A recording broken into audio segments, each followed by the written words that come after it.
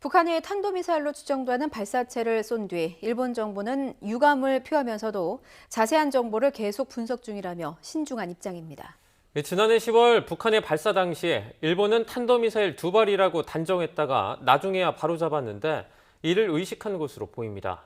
도쿄에서 이경아 특파원이 보도합니다. 지난해 10월 19일 북한이 동해를 향해 탄도미사일을 쏜 뒤 얼마 지나지 않은 시각.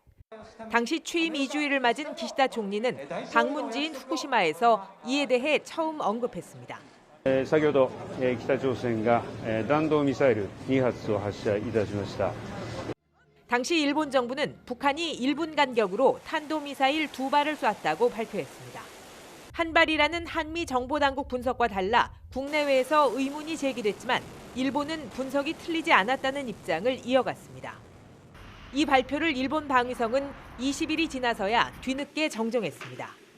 もう一発と発表していたものでした。極めて稀な事象が発生をいたしました。偶然に宇宙物体を捉えたものであったとの分析に至ったことから 당시 방위성은 변칙궤도 미사일 등 북한 기술이 크게 발전했다는 말로 탐지와 분석의 어려움을 우회적으로 드러냈습니다. 기시다 총리는 지난해 이후 북한의 발사가 이어지고 있는 것에 대단히 유감이라고 밝혔습니다. 일본 정부는 그러나 발사체 성격을 포함해 세부 내용은 계속 분석 중이라며 신중한 입장을 보였습니다. 詳細については現在分析中でありますが、通常の弾道軌道だとすれば約500キロを飛翔し、落下したのは我が国の排他的経済水域外と推定をされています。